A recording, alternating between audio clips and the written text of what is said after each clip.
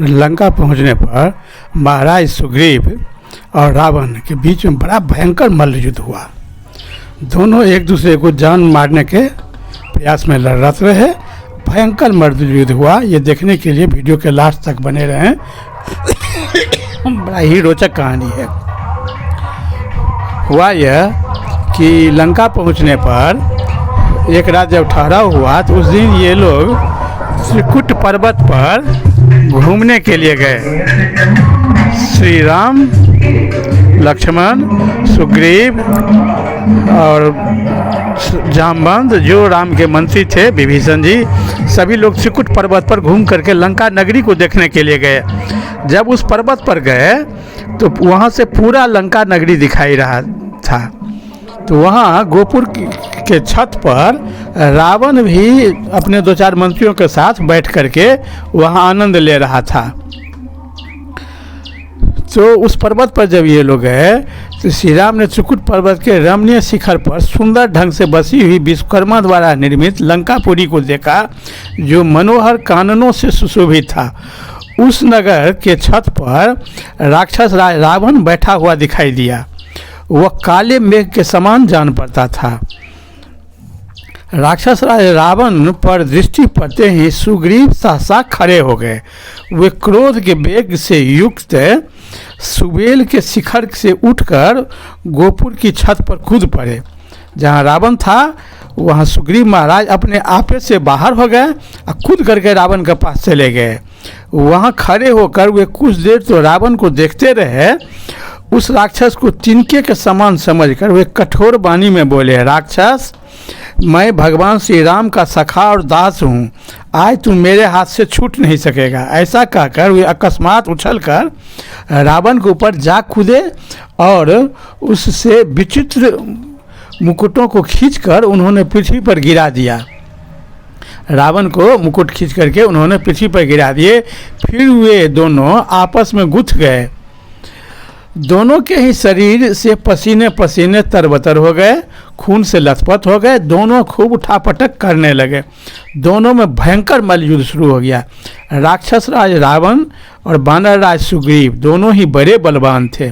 दोनों घुस से, थप्पड़, कोहनी और पंजों की मार से के साथ बड़ा असह्य युद्ध करने लगे।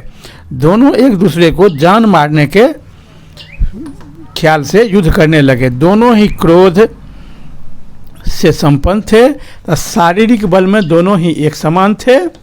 दोनों भयंकर मल्ल युद्ध शुरू कर दिए। एक दूसरे को दाव को रोकते हुए बहुत देर तक बड़े आवेश के साथ युद्ध करते और शीघ्रतापूर्वक पैतरे बदलते रहते थे। वे परस्पर भिड़कर एक दूसरे को मार डालने का प्रयत्न करते थे। हमेशा चाहते थे दोनों कि एक दूसरे को मार दें। जब बहुत देर तक भयंकर युद्ध हुआ, दोनों परेशान हो गए और रावण और बुरी तरह परेशान हो गया।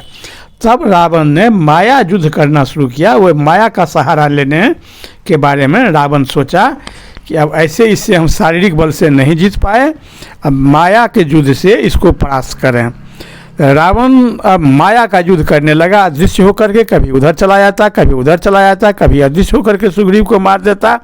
बड़ा ही माया का प्रयोग करने लगा।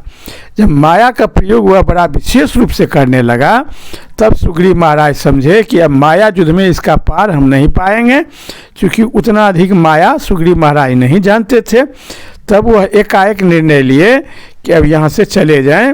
तब पुनः एक ही बार छलांग में आकाश मार्ग से उड़ करके प्रभु श्री राम, विभीषण, लक्ष्मण ये लोग जहाँ पर थे वहाँ पर इनके पास आ गए। तब भगवान श्री राम ने सुग्रीव को रोका कि महाराज सुग्रीव, आप हम लोगों के राजा हैं, आप ही के नेतृत्व में हम लोग युद्ध करने आए हैं, और आप अगर संकट में पड़ जाएंगे, आपको कुछ हो गया तो हम लोग बड़ा हतोत्साहित हो जाएंगे, हम लोग कुछ नहीं कर सकते हैं। इसलिए आप बिना विचारे युद्ध में क्यों कूद पड़े? ऐसा आपको भविष्य में कभी नहीं करना चाहिए। जो बिना हम लोगों से विचार लिए हुए अकस्मात आप युद्ध में कूद जाएंगे तो आप पर कभी संकट आ सकता है, और आप पर अगर कोई संकट आ गया तो हम लोग यहाँ से हतोत्साहित होकर के लौट जाएंगे। आप हमारे राजा हैं, भविष्य में आप पुनः कभी इस ढंग का काम नहीं करें कि बिना विचारे आप कहीं युद्ध में कूद जाएं। हम लोग हमेशा आपके साथ हैं, आपके नेतृत्व में ही हम लोग युद्ध कर रहे हैं। इसलिए आप ये काम नहीं करें। भगवान राम के द्वारा समझाने पर सुग्रीव शांत हुए और उन्होंने भी निर्णय लिया कि अब भविष्य में बिना हम लोग विचारे हुए कहीं किसी युद्ध में एकाएक नहीं कूद जाएंगे। जो दोनों में भयंकर मल्लयुद्ध हुआ। बहुत बहुत धन्यवाद। जय श्री राम, जय बजरंग।